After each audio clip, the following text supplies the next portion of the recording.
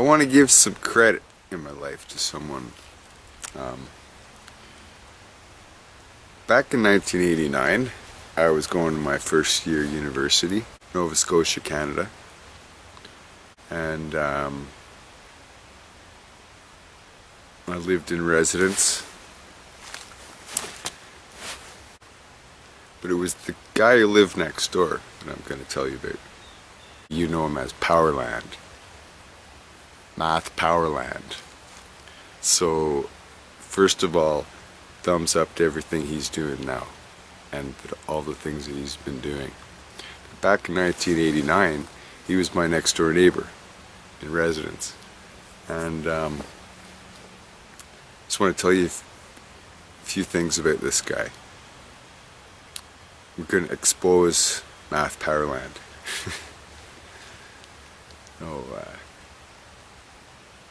He was the sort of guy who was always, you know, talk. He was just on and on with all sorts of ideas and perceptions, but they came out really quickly. Me, I could follow him, so for me it was wonderful and intriguing to hear someone's, you know, really using their mind. While, like I said to him recently, you know, the TV lounge where there was the TV. Makes sense, right? You know, when Boylan would get talking, you know, he could just clear the room because none of them could follow. They really couldn't. And so, because a lot of what he was saying was going right over their heads, but I was paying attention. I was trying to pay attention. It was still hard to follow, you know. The creative mind at work, like a guy who's been really given the gift of, we'll say it's perception by God. So it's amazing to see now, and it was back then as well. So he's an ultra high realist painter. I'm sure most of you know, and so I was also into painting then. And so this guy, Matt, my neighbor there, I was just like, you know, could not believe the paintings he was doing. Like, he just makes the rest of the art world seem so remedial, right? So, and it was like that back then too. It's a nice ringtone, eh? It makes you want to have a nap. Hello? Hi.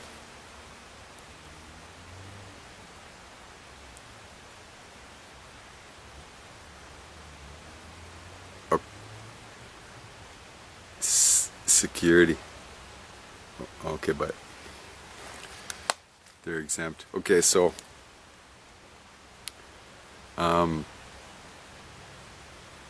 Boylan, because I mean, I enjoyed talking with them and listening. There's more listening involved than talking, but you know, he's got the ideas flying out of him like La Palma. It's great. But what was I on there about? When it came to the painting, he taught me how to, you know, paint a sky where you know people don't notice this, but at the horizon it's lighter in color, and as you move up it gets darker and darker. So he taught me back then to do that, to you know, gradiate my skies first and then add in the clouds and everything else later. But you just start with the sky and back and forth, and I watched him back and forth. The guy would be doing the sky like for a couple days, sky, just to get the gradient perfect. But back then I recall him telling me that was because there was more particulates in the air closer to the horizon, but I bet he'd have a different answer for us today. Anyways, the situation I want to tell you about is we had a bunch of like total pricks on our floor, and this was residence. This was a paid for place, part of the university residence there, called McIsaac. And they had this initiation they would do during orientation week that the second year guys would do to the first year guys. Like, they had no right, they just sort of like, we arrived there, you know, with our trunks. And there's one particular prick that I remember when me and my roommate arrived with our trunks. We took the train there We arrived there, we drag our trunks across, we pull it into, and we hear like breaking glass. We're like, what the?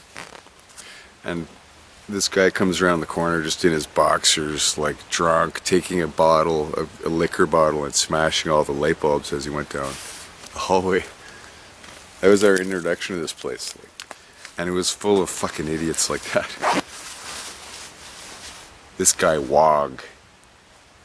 Anyways, back to Matt. So this initiation thing's going on, and they were degrading a lot of us. Maybe there was 15 young guys and 15 older guys. You know, they were making the whole crew go into the shower, a cold shower, and then strip naked, okay? And then sit up on the TV stand, and they were like naked. You know, they were then like hitting the, you know, hitting everyone's penises with a fly swatter, this sort of thing. It was warped. And the shrinky dink guys there, some of them really took it to heart. And one guy quit school after that. He was mortified by that experience. It was terrible abuse that was happening. They made the bunch of them run through the river in their bare feet. They all were cut. They were like in their underwear. Yeah, this was in Antigonish, Nova Scotia. It was terrible.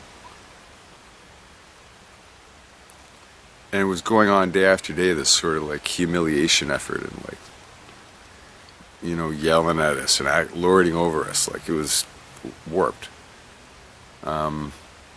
So then this one day, I remember Boylan's my neighbor, so he and I are going through this. And, you know, you're going along with it. It seems like, oh, is this what happens here every year? Like, this is the tradition? So here we are now in the TV lounge again. 3 rows of 5 guys. The young guys, of course. They give the first guy in each row, and Boylan's at the front of the row beside me to my left. Half an O. Henry bar and half, that's a chocolate bar, and half a banana. And they have to chew it up. And then they turn around. Of course we're in our underwear probably, like, so weird. So then the first guy chews it up, turns around and spits it into the hands of the next guy, who has to put it in his mouth, chew it up, spit it into the hands of the next guy, to the back of the line, 5 guys, and then back up to the front. Now everyone's had to go through this drool, like, it's repulsive. But they did that. So Boylan is the front of the line. So at the end these articles, yeah, you guys are the front of the line, you think you got off easy. Because they didn't have to put the gob in their mouth. You think you got off easy, and they say, now you're going to have to eat it. And you know, and Boylan at that point just was like, that's it, I'm done, this is bullshit, you guys are, whatever words he used, he stood up to them, he said, you guys are pricks, man, there's no way I'm gonna eat that, you're crazy. And he probably said something like, the rest of you are crazy for putting other people's gob in your mouth just now, you know. But at that moment, there was like a flash of insight that he provided me, that it's just emblazoned on my mind, okay? That if idiots, you know, presenting themselves as authorities, tell you to do something that's ridiculous and inane, and they have no right to tell you to do, you know, you can just stand up to that and say no. And as soon as you say no, and at that moment that I watched Boylan do that, Powerland, I was like, yeah, you don't have to go along with shit in this world. If it's wrong, you can stand up to it. And then what happened? I asked him earlier today before making this video, we'll find out later, you know, if he got any pushback from them. Well, maybe they called them names or something. Like, what's going to happen? You know? You just say no to them. Then they lose their power. And it's exactly the same today. And when I came across Math last year and started to learn what he's been up to since school, it's just fantastic, man. And I'm going to tell you this, the guy that you see talking, you know, that everyone enjoys listening to, it's just the way he was when he was 18 years old. Okay? So there's no show going on here like that. And I saw him do stand-up one time in Ottawa as well. Really good, really good. But you know, like, I think I was probably laughing out loud. He's the sort of guy with comedy that you have like interspersed people who get it, like, you know? He weeds out the geniuses in the crowd. Anyways, thanks, Matt. It was great tracking you down again. And for all y'all, the dude's authentic, and you know, he legitimately is really, his perception's sharp, and I think it always has been. So we should listen to him. Take her easy. When he stopped doing it, he just stopped participating in that stuff, you know. And what? He was an outcast among some dorks that he really didn't want to hang out with anyway. They were terrible. So I wasn't too noble. I just was like, I use a different way. And you know, I wasn't the guy to swallow the chocolate bar and the banana, but I put the stuff in my mouth, man. Before boiling, it stood up.